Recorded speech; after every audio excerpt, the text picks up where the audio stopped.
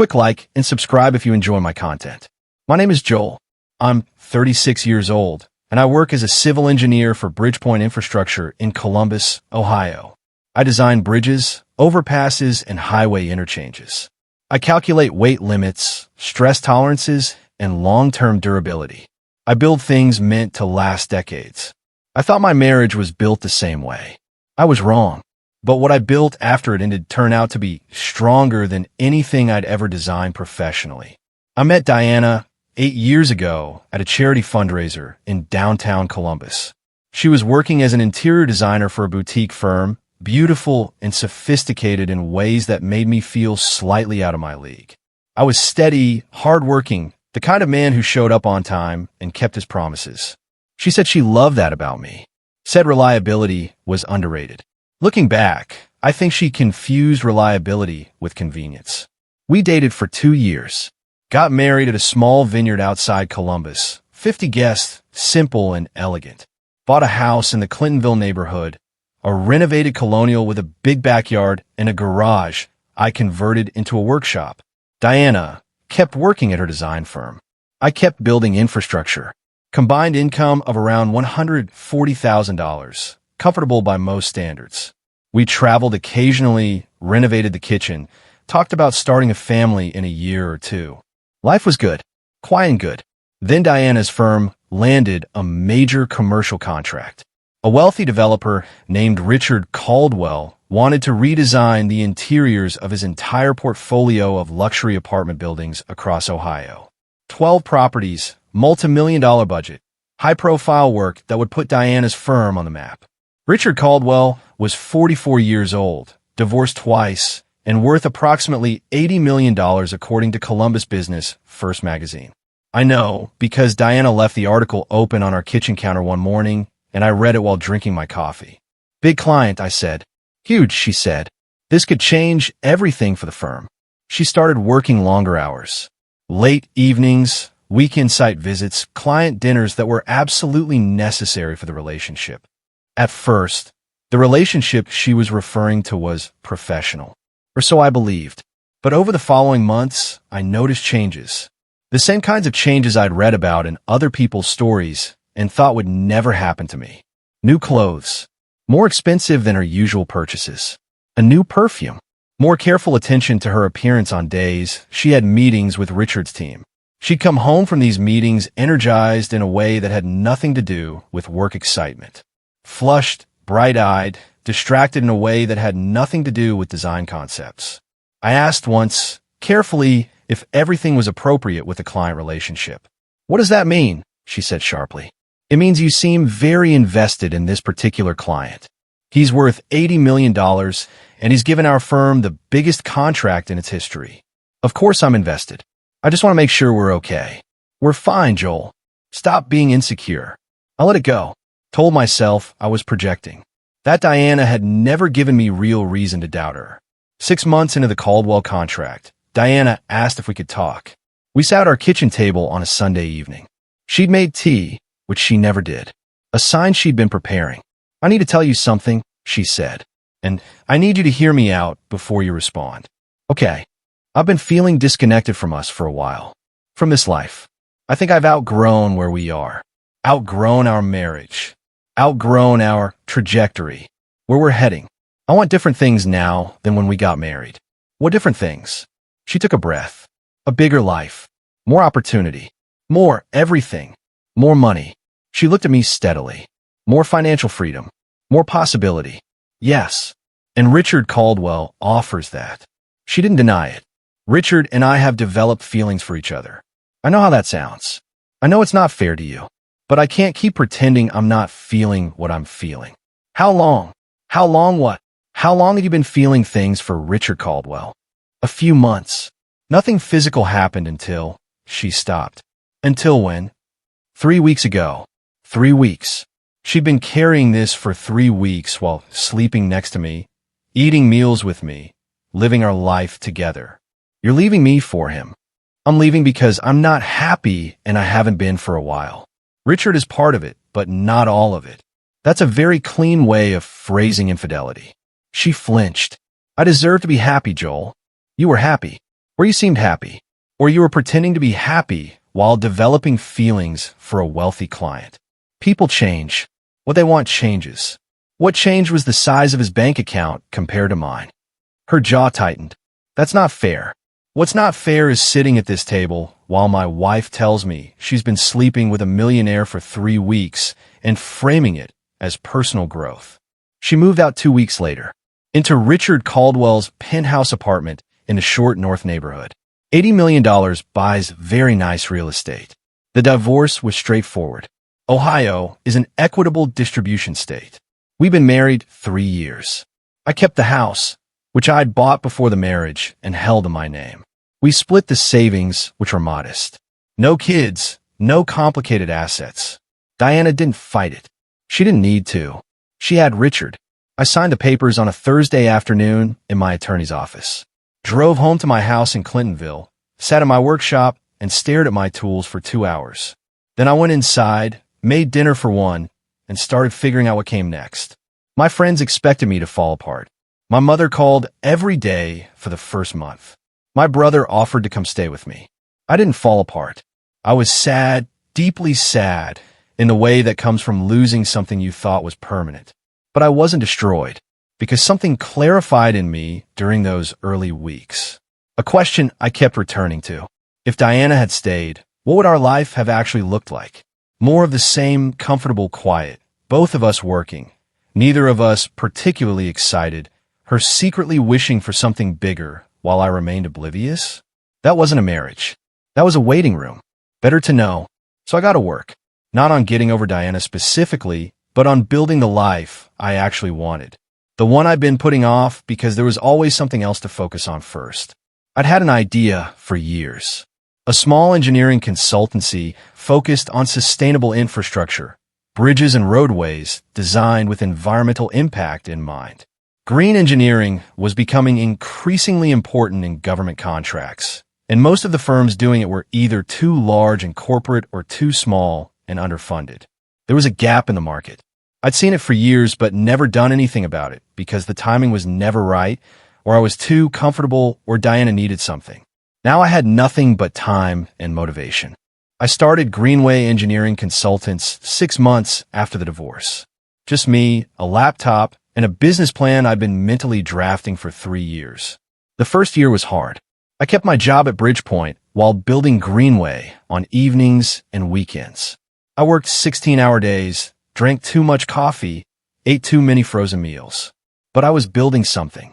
Something mine. Something nobody could take half of in a divorce settlement. I landed my first contract after 8 months. A small county highway project in central Ohio, sustainable drainage design. $45,000. Nothing dramatic, but real. Then a second contract. Larger. A state project through the Ohio Department of Transportation, retrofitting an aging bridge system with environmentally sound materials. By the end of year 2, Greenway had 3 employees and $1.2 million in annual revenue. I left Bridgepoint at the start of year 3. Greenway was generating enough that I could focus on it full time. Meanwhile, I kept hearing about Diana and Richard through mutual friends. Year 1 of their relationship, they traveled extensively. European trips, Caribbean vacations. Diana posted photos on social media that I occasionally saw through mutual connections. She looked happy, glamorous, exactly the bigger life she'd wanted. I didn't begrudge her that much. Year 2, Diana left her design firm to work exclusively on Richard's properties. More money, more flexibility. She redecorated his penthouse, then his lake house, then his vacation property in Aspen. She was living the life she'd calculated when she looked across the room at a charity fundraiser and saw an opportunity. I focused on Greenway, hired 2 more engineers, moved into a proper office space in the Short North, started getting attention from larger government contracts. Year 3, I started hearing different things. Richard, apparently, had a pattern. Twice divorced, known in certain Columbus circles for a particular cycle. He'd meet a woman, be intensely attentive for 2 or 3 years, then move on to someone newer. His first wife had lasted 4 years. His second, 3. Diana, was approaching the 3-year mark. I heard through a mutual friend that things were rocky. Richard had been seen at events with a younger woman, a 26-year-old marketing consultant he'd hired for one of his properties. Diana, apparently, had noticed. I didn't take pleasure in this information. I'm not built that way. But I filed it away with the emotional neutrality of an engineer noting a structural stress point.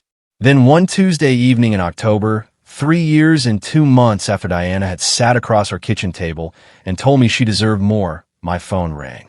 A number I hadn't heard from in 3 years. I stared at her name on my screen for 4 full rings. Then I answered, Diana. Joel. Her voice was different from what I remembered. Quieter. Less certain. I wasn't sure you'd pick up. I almost didn't. What's going on? I needed to hear a familiar voice. Is everything okay? A pause. Long enough to tell me it wasn't. Richard and I broke up. I'm sorry to hear that. Are you? Yes, actually. Whatever happened between us, I don't wish you pain. She was quiet for a moment. I should have known. Everyone tried to tell me. His history. The pattern. I thought I was different. You thought your connection was different. I thought I was special enough that he'd change. A short, humorless laugh. Classic. What happened? He met someone. 26 years old. Worked for him. The same way I worked for him.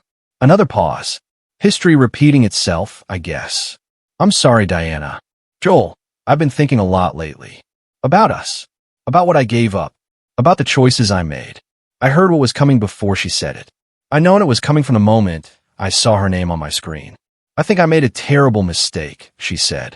I think I threw away the best thing I had for something that turned out to be hollow. And I've been wondering. Wondering what? If there's any possibility, any chance at all, that we could talk about. No. The word came out quiet and certain. No anger, no bitterness. Just a clear, clean answer. Joel. Diana, listen to me. I want you to hear this kindly, because I don't have any anger toward you. What we had is gone. It was gone the moment you made your choice, and it can't be rebuilt. Not because I haven't moved on, but because I have. I know I hurt you. You did. But that's not why my answer is no. My answer is no because I'm genuinely happy with my life right now. I have a business I built from nothing. I have a home I love. I have people around me who value me for what I am, not what I represent. I valued you. You valued what I provided. Stability, reliability, a foundation. But when something shinier came along, you left. Not cruelly. I understand people change and want different things. But the version of me you'd come back to now isn't the version you left. I'm different. My life is different.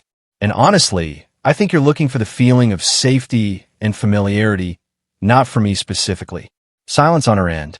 That's honest, she finally said. You deserve honesty. It's what I always gave you. I know. Her voice was small. You always did. I hope you find what you're actually looking for, Diana. I mean that. But it's not here. It's not with me. Is there someone else? That's not really relevant. There is, she said. It wasn't an accusation. More like recognition. You sound different. Settled in a way you weren't when we were married.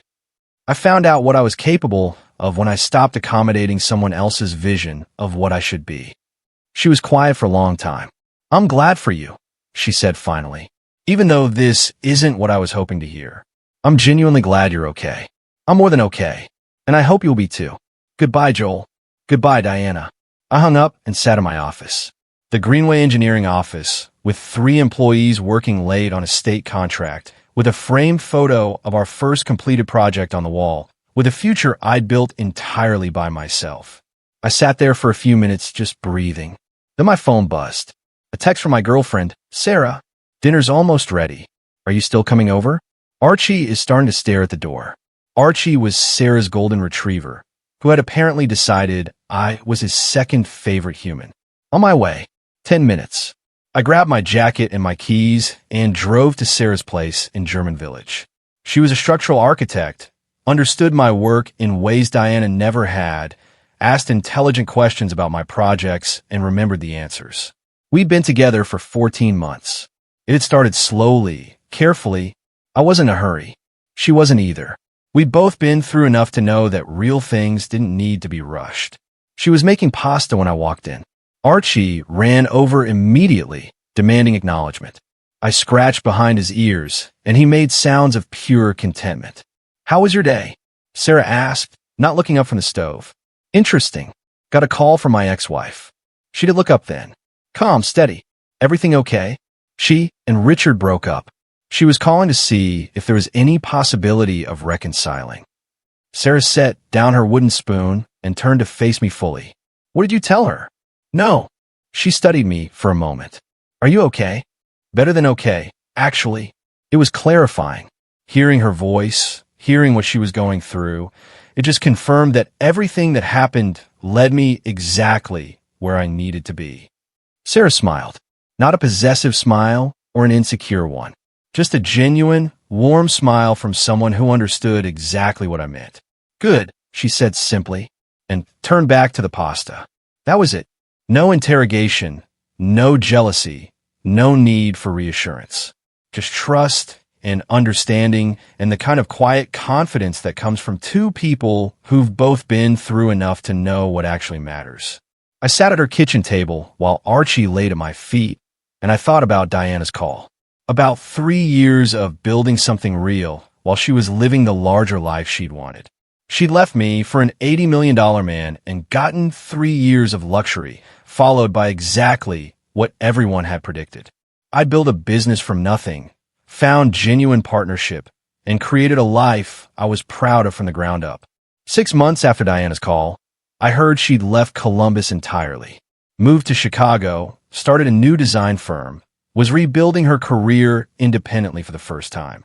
I wished her well, genuinely, because Diana leaving me was the best thing that ever happened to my actual life, even if it was the worst thing that ever happened to my marriage. The pain of her leaving pushed me into action I'd been avoiding for years.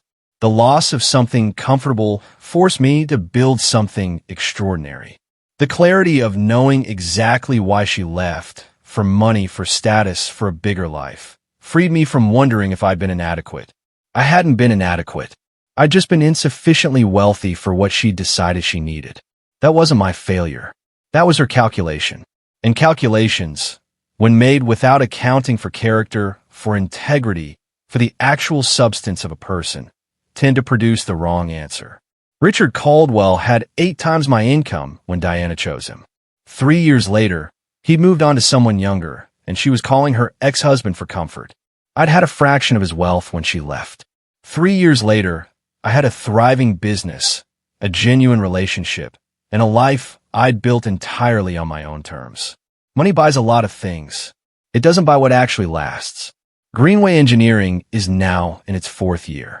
Revenue this year will exceed $3 million. I have 8 employees, contracts with 4 state agencies, and a reputation in sustainable infrastructure that's taken me to conferences in Chicago, Atlanta, and Seattle.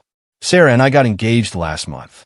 Simple proposal, just the 2 of us and Archie on a hiking trail in Hocking Hills. She said yes before I'd finished asking. We're getting married next spring. Small ceremony, just family and close friends. A vineyard outside Columbus, which I realize is exactly where Diana and I got married 8 years ago. But that's okay. Some venues are just beautiful. And this time I'm going in without reservation, without doubt, without someone sitting across from me, calculating what else might be out there. Diana called asking to come back to a man who no longer existed. The Joel she'd left was someone waiting to become himself. The Joel she called 3 years later had already done that. She left me for a richer man. He left her when someone newer came along, and she called asking to come back. To a man who'd become the best version of himself specifically because she'd left. The answer was no, and that no was the clearest, most certain thing I'd ever said. Because some bridges are built to last forever, and some are meant to be crossed once and left behind. Diana was the bridge I crossed to get to my real life, and I was never going back.